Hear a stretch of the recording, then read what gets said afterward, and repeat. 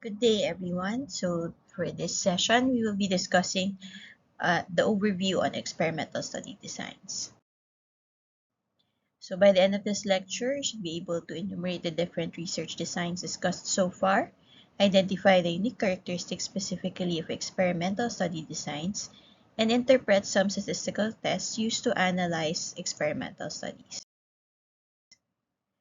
Now, we've discussed so far descriptive studies, so we will be reviewing them.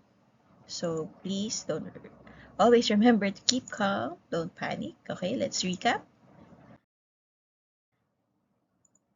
Okay, so most references have different classifications as to the types of studies, but we will stick to the simpler ones, which basically classify studies as to qualitative and quantitative first. Okay, so some of the qualitative studies are such.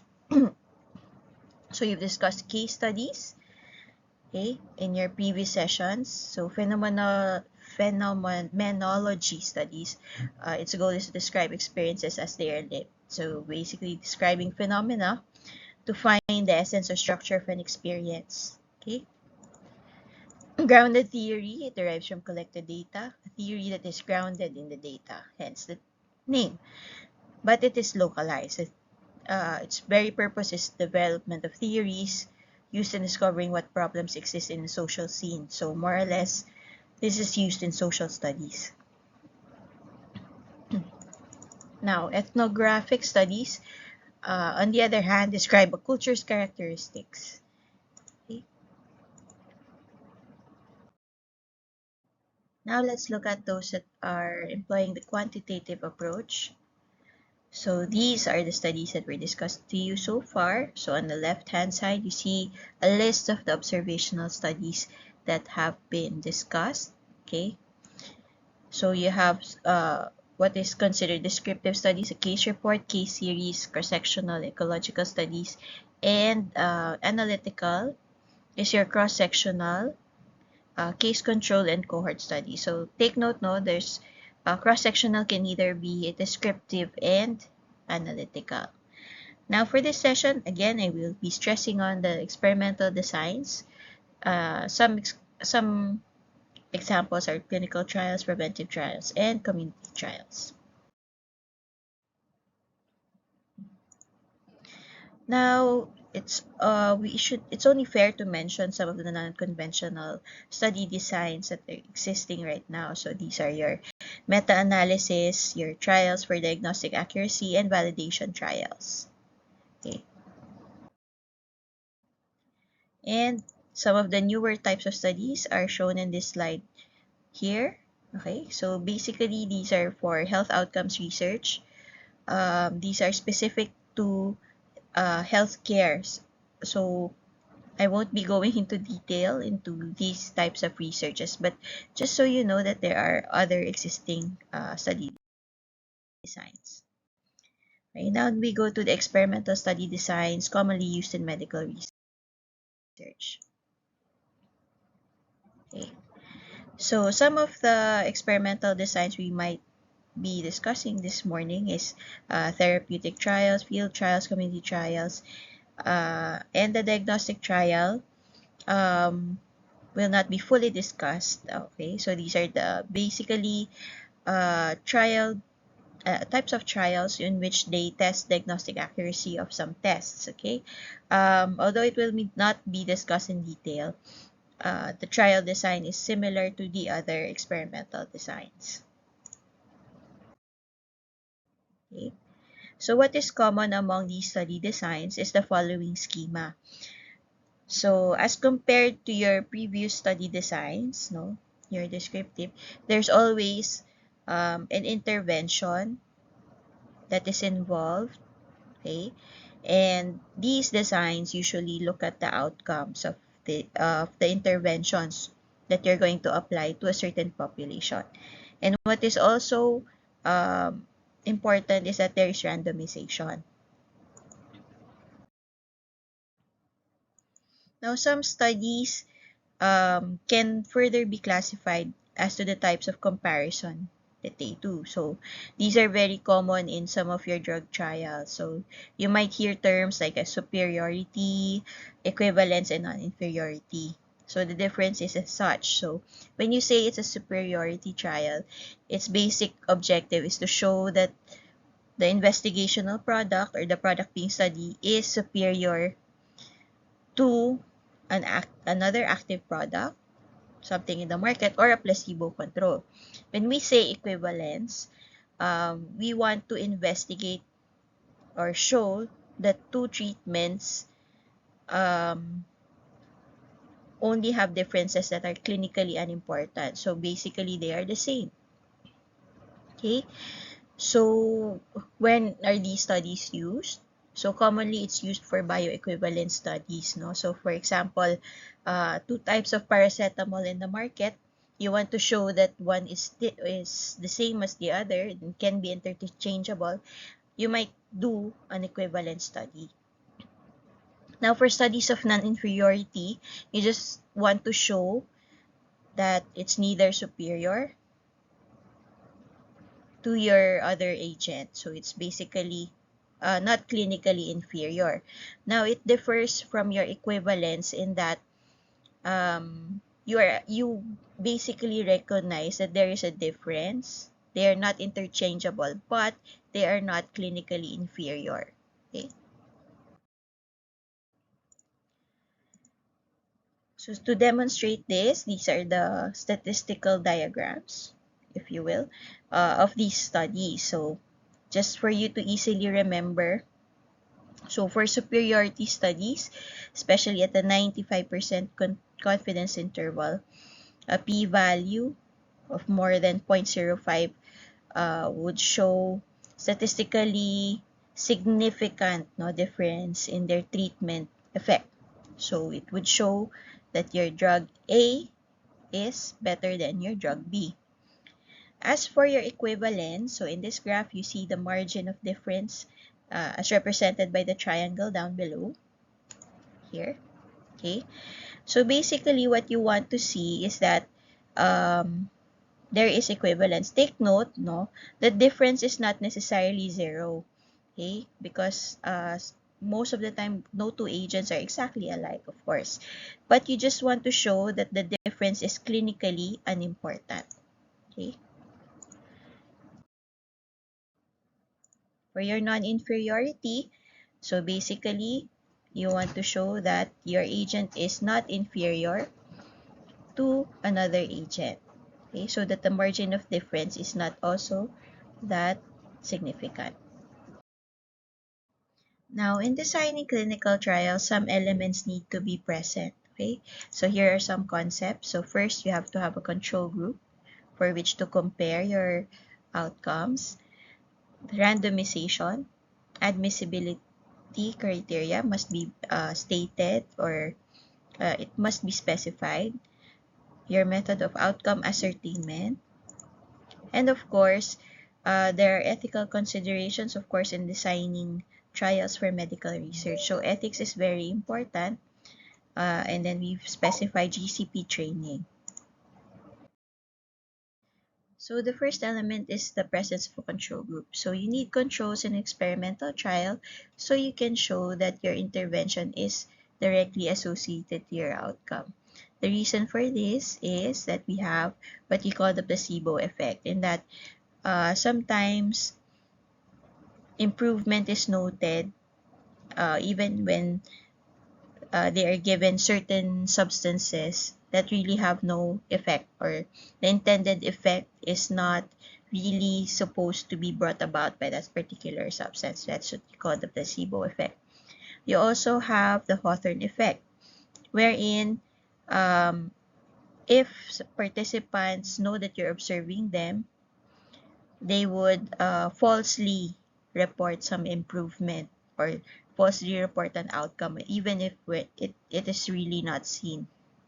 Okay, so it's important to have a control so that you can eliminate these possible effects. Okay, which basically for both theories stated above is that the conditions improve on their own over time. So you really need to have control so that you can show that your experimental treatment is working. Okay, so it neutralizes all the effects. Okay, so the second element is randomization. So it's the second leading principle. Okay, so when randomizing or when you're selecting a population to randomize, you should select groups that do not differ in characteristics relevant other than being exposed to whatever it is that you're trying to study. Okay, so they have to be comparable. Okay, otherwise your results might be affected by certain factors. Okay, so having randomization encourages the balancing of the measures and neutralizing the effects of the confounders. Okay. So, for example, in clinical trials, you can randomize as to your intervention and your control group. So, the intervention group will receive the experimental treatment or product, whereas the control will either get the placebo, a standard method of treatment, okay, or in some cases, they don't receive anything, okay.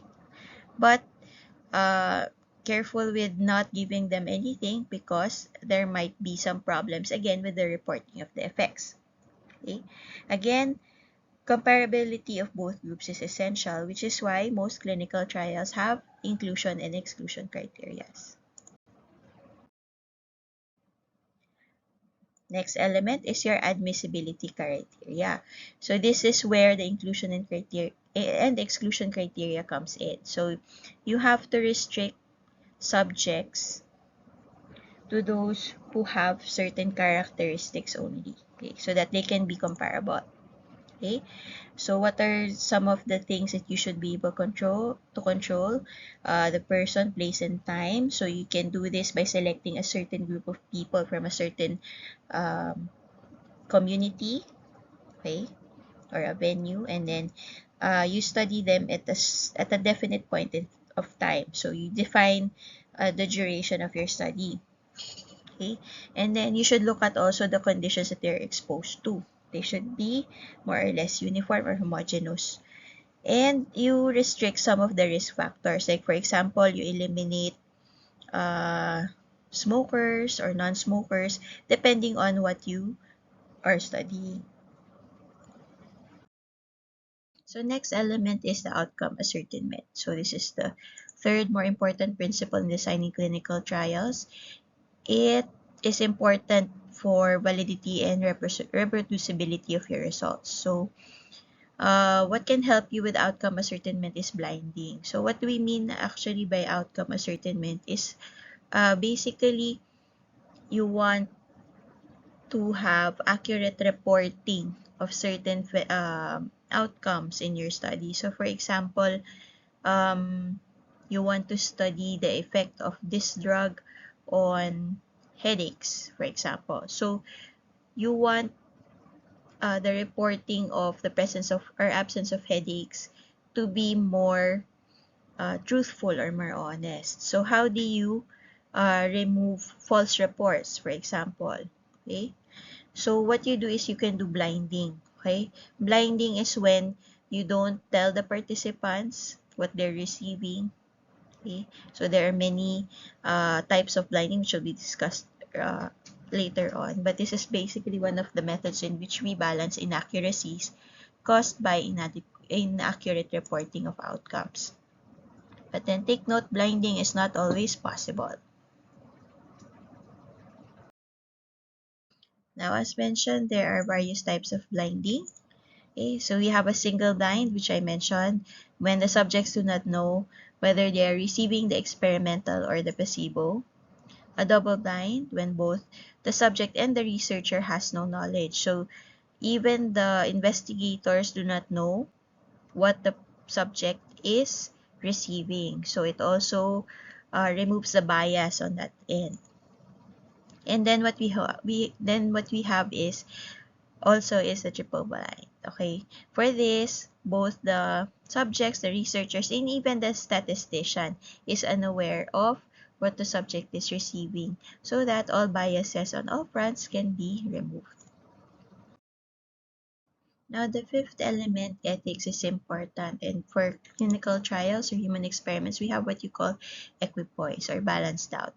Okay, first, you cannot unknowingly expose a participant to known harm, so you don't give an intervention specifically to cause harm.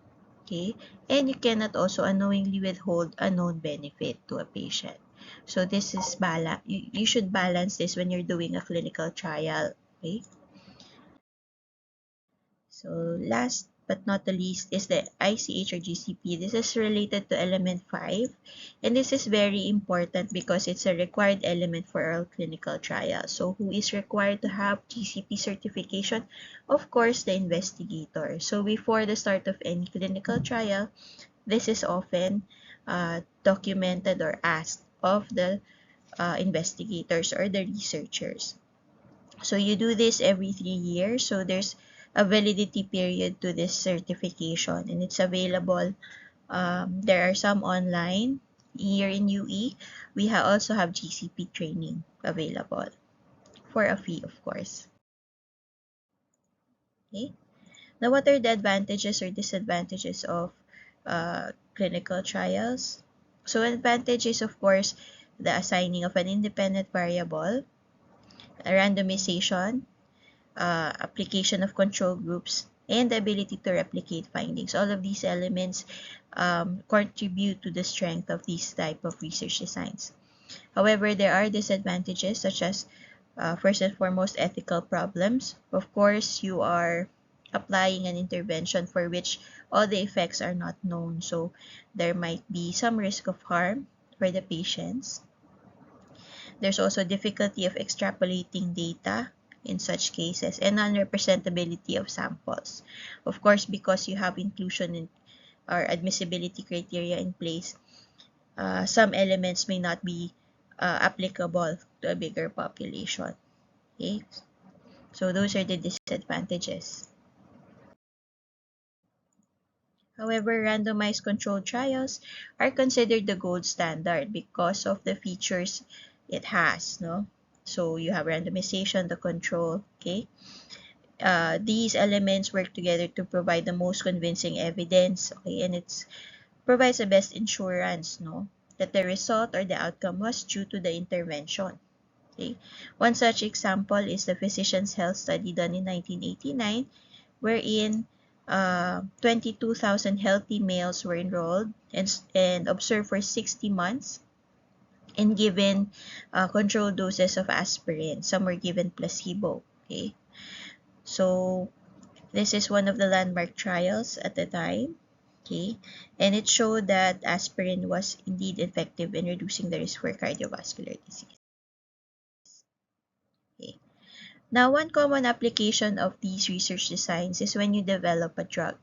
Okay, so in this infographic, no, it loosely shows you what phases are involved. So let's look at another one to show you the phases. Okay, so first there's the preclinical testing. Of course, when it's a new drug, it has to undergo rigorous testing first before it can be given to human subjects.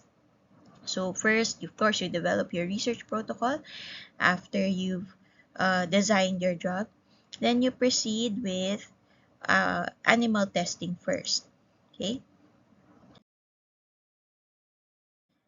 Once your product has passed the initial preclinical testing, you now proceed to clinical research. Okay. So this is the human clinical trial. So there are actually 4 phases which we will be discussing this session. So the first phase is when you assess the drug or the therapy and you find the acceptable dose. Second, the testing of beneficial effects and undesirable effects. So you look for the adverse effects and then you compare it with standard therapy. Then you do, of course, your analysis to see the statistical differences, okay, in the results to further solidify the potential of your drug. And then you do further follow-up studies, of course, to look at other adverse effects. Okay, and then you get final approval after all this. Okay, so let's go into the phases one by one. So phase 1, so its basic objective is to determine the metabolic and pharmacologic actions and the maximally tolerated dose. So basically, for safety, you need to find the acceptable dose. Okay, so usually these are single and blinded uncontrolled studies on healthy volunteers or individuals with a target disease. And the sample size for this phase is usually small, around 20 to 80 participants. Once it passes phase 1, it proceeds to phase 2, which usually deals with the efficacy of your drug. You evaluate the effectiveness, okay, and look at the short-term side effects and identify common risks. Usually, it's a placebo-controlled study with well-defined entry criteria, and it studies individuals with a target disease of usually 100 to 300 sample size. Okay. Next, for the phase 3, I call it the preparatory phase because this is the phase in which you determine whether you can apply for FDA approval already. Okay, so you obtain additional information. So you have your phase 2 results. So other information about the effectiveness or further information on the effectiveness should be collected, as well as the evaluation of the overall risk-benefit ratio in a more diverse population. And you also determine whether it is better than the standard treatment. This is usually a randomized controlled study with 2 to 3 treatment arms, and a broader eligibility criteria. Okay, so it usually studies individuals with a target disease, and the sample is usually bigger, so about hundreds to thousands. Okay, and lastly, phase 4 is further understanding of your product. So you monitor ongoing safety in large populations and identify additional uses of the agent. So usually, phase 4 happens already when the drug is approved and is available in the market. So you collect further data on their side effects and their safety. It's usually uncontrolled and observational. It involves individuals with target disease as well as new age groups and genders, and it's usually done on thousands of subjects. Okay. So randomized trial designs can vary in terms of their randomization or their design, okay, depending on what they want to study. So for the matched pair randomization, okay, so what you do is you match each participant with its closest partner. Sorry, not closet, closest partner. Meaning, some participant that is almost similar to that. Next, from each pair, you randomly assign it to one of your treatment arms or groups. Okay, so it's either placebo or your or the control or your experimental. Okay, so you sort of make sure that more or less the same participant is assigned to each group. Now you also have your time series design, which is usually done when you need numerous observations. Okay, so these are done usually in a pre-test, post-test design or schema. Okay, so what you do is you get multiple observations, or you get multiple measurements before you apply the intervention, and then you look at the outcomes after, so the post-test. Okay, you can even have a pre-test, post-test with control group. Okay, so this involves a lengthier duration of time, hence the name time series.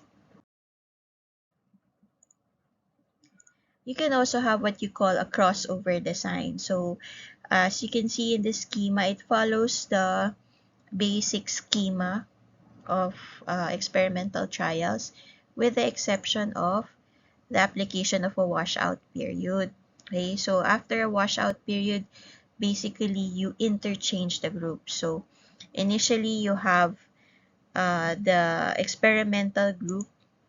Okay, okay, after assessing the initial response to the therapy, you have a washout, and then you administer the control, okay, or whatever was given to the other group, and then you again assess the response. Okay, same goes with the control group. Initially, they weren't given the experimental drug, and then you assess the response. You have the washout first, or at a certain period of time has lapsed, and then you administer the therapy, and then you assess the group's response. Okay, so what happens is you're able to compare responses within patients, further solidifying your hypothesis about your experimental product producing the certain outcome.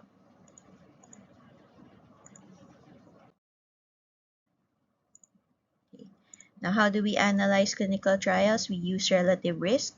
Now, for outcomes that are positive, here are your interpretations. So if it's less than 1, okay, so the relative risk is less than 1, the treatment is harmful. If it's equal to 1, there's no significant difference. And if it's more than 1, the treatment is beneficial. Those for a negative outcome, the same formula, but the interpretation is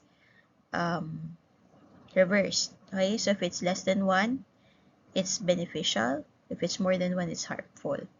Okay. Now let's go to measures of treatment-derived benefit. So you have your absolute risk reduction and your relative risk reduction. So what's the difference between them? So looking at it from a basic arithmetic standpoint, suppose you have $2 and I have $1. An absolute comparison would be just to state that I basically have $1 more than you. So it's made by subtraction. Whereas relative comparison, you make it by division. So you remove the unit, okay? So basically you have twice, I have twice as much as you. You can say that, no? So if you have $2, I have 1, you can say you have twice more than me. So that's the relative comparison. Now, applying it to risk estimates, for example, the 5-year risk of disease in smokers is 2 per 100, non-smokers 1 per 100. So the risk difference or absolute contrast would be there's an additional 1 case per 100 exposures. But if you look at the relative contrast or the risk ratio, the exposure doubles the risk. Okay, so you can look at it that way. Okay, so in summary, again, your randomized control trials, they are the gold standard based on the features of randomization control. Okay, but however, these are the designs that are usually time-consuming, costly, and can only study the interventions or exposures that are controlled by the investigators. It may have problems related to dropout or certain changes in the therapy or the treatment being provided. And of course, there's limited generalizability, as I mentioned earlier. So because you selected your population, it may not be applicable to the general population. And of course, there are a lot of ethical concerns, okay? Now let's go from the randomized control trial to field trials or protective trials. So earlier, what was presented to you was basically trial designs focused on interventions or interventional trials. So what's a field trial then? So basically, it's similar to that, but the intervention is usually preventive rather than therapeutic. So some examples would be studies on vaccines, okay, INH or versus tuberculin skin test converters, or the example I presented earlier, aspirin in reducing cardiovascular disease. Now, for prophylactic trials, the analysis differs. So basically, their design is the same, but when you analyze your data, you use the following measure, which is your protective value. So first, you get the disease rate in your experimental group. Again, don't forget your 2 by 2 table. Okay, so you basically have to subtract the disease rate in your control minus your disease rate in your experimental group over the disease rate in your control group. Okay,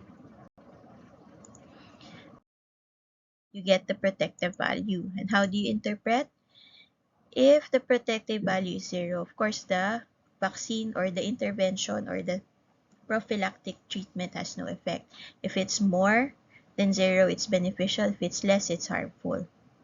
Okay, percentages are equivalent to efficacy. Okay, so strengths and weaknesses. So the field trial is it has the ability to demonstrate causality. You have control over subject selection. You have admissibility criteria. You have control on your interventions and your outcomes that are to be measured.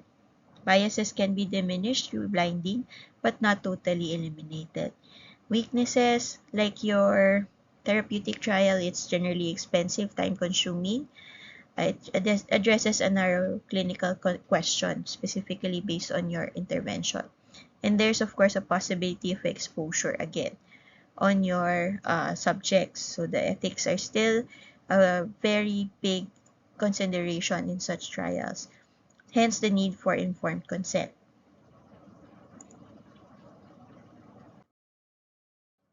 Now let's move on to community trials. Okay. So community trials are those that are directed at entire communities versus specific individuals. So usually the intervention or the experimental uh, variable in this particular type of trial are as follows. So it can be a mass educational program, it could be immunization campaigns, or health programs. Okay, so what are the advantages over individual trials? It is easier to change a community social environment than to change individual behavior. It addresses high-risk lifestyles and behaviors, and these are tested in the actual natural conditions. Okay, and it's cheaper. Some of the landmark community trials, the Salk vaccine trial or the polio vaccine trial, which was done in 1954. It had over 200,000 subjects, okay, and a similar number in the control group. So what happened here was, I think they got several schools in several districts, okay, and then they gave the vaccine to certain groups, selected groups, okay, and then they looked at the incidence of polio. Okay. Then you have the Kingston-Newburgh fluoride trial in the 1940s. So it tested the effectiveness of fluoride in preventing dental caries. Okay. And the women's health study, which involved randomizing 40,000 healthy women into two groups, so to study the effect of vitamin E and low-dose aspirin in preventing cancer and cardiovascular disease. Okay. So what are the issues in community trials? So there's the issue of using a randomization or a quasi-experimental study. So in community trials, you already have a pre-existing community, so it's already intact. So the issue is whether you can totally randomize them or you can do a quasi-experimental study in which you do not randomize. Okay. Take note, however, that it's usually feasible to randomize only when there's a large number of clusters. So if there's small clusters or small population, it's often hard to randomize equally. So one example of a community trial is your community intervention trial for smoking cessation, which is done by the National Cancer Institute. Okay, so it employed a randomized matched pairs design. So it had a lot of participants in which they wanted to see how to help the community members to quit smoking. Okay. Next issue is whether you use a cohort sample or cross-sectional sample. So it's whether you follow panels of individuals or cohorts over time and to assess different groups of individuals in each time period. So it's either you follow just one group or you assess different groups. Okay. Mind you, this is a community which is, of course, a mix of people. So those are some of the issues. Other issues include outcome measures. Of course, this is a community, so blinding is not possible. Okay, and then you have community level versus individual level outcomes. So when you look at outcomes, are you basically going to judge it as an overall? For example, in the previous slide, we mentioned the commit, no, the large-scale community trial for smoking cessation. Are you going to judge the quit rates as a community or as individuals? So, or are you going to take in the individual quit rates, okay, per se, or the individual factors also? So, those are important challenges or important issues that you have to consider when you're designing community trial. Next, it can be your results can be affected by or complicated by secular trends or events in the community. And of course, there's the risk of treatment diffusion. Now, when you say treatment diffusion, it's when the control group is affected by the treatment. So, mind you, again, since blinding is not totally possible in community trials, there could be some effect as to whether or not they know if they're experimental or control. So the control group may eventually end up being affected by the treatment. Okay, this could happen especially because individuals in a community, they often talk to each other about the treatment. So chismis is a factor in community trials as well. Okay. So some community trial designs, a single community, you can do a before-after, or a single interrupted time series. Okay, so wherein you apply the intervention, then you have interruption, and then you reapply, and then you look at the outcomes. Okay, you can have one intervention and one control community. So you apply two communities, you assign one to the control, one to the intervention. Or you can do one intervention and multiple control communities. So for example, you want to do a community trial in San Juan. So you choose one barangay as your intervention barangay, and then you select other barangays to act as your control.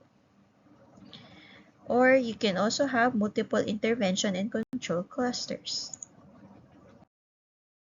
Okay, so what are the strengths and weaknesses of a community trial? Its obvious strengths is that it can evaluate a public health intervention in natural field circumstances. However, the weakness of a community trial lies in the selection bias and controls getting the intervention. Again, you have the risk of treatment diffusion. Selection bias is likely to occur when allocation is by community, and people in the control community may receive the intervention under study on their own because tight control is not possible. Remember, this is a real-world setting. Okay? Okay, so when you're designing clinical trial, it's one tool you can use in designing your protocol or your proposal is your consort checklist. Okay, so basically it's a tool that tells you the parts or the elements that you need for your clinical trial. Okay, so for your methods, it's important that you identify, of course, your trial design, participant interventions, outcomes that you want to measure, your sample size, your method of randomization, sequence generation, allocation, concealment, and your blinding protocol. Okay, and you also want to define your statistical methods ahead of time. For your results, you want to present also participant flow or flow chart, your method of recruitment, okay, your baseline data to show that your groups are indeed comparable, your outcomes and their estimates, and any subgroups that you may have identified, and the harms or the risks of your study. Okay, so here are some of the detailed reporting guidelines. Okay, as based from the Equator website. Okay, so you have your consort statement, basically as shown in the checklist before, the method of reporting your results in randomized controlled trials. You have STARD, STROBE, Prismacolor, and MOOS. Okay, so it's a very useful website for when you want to design your studies. And with that, I end this lecture. Here are my references. Special acknowledgement, of course, to our boss, Dr. Wangko, for providing the original slides and the outline for this lecture. And as always, as researchers, specifically medical researchers, patient safety is always the most important element. Okay, but of course, science is our goal, or the truth is always our goal. Okay, so thank you for listening and have a nice day.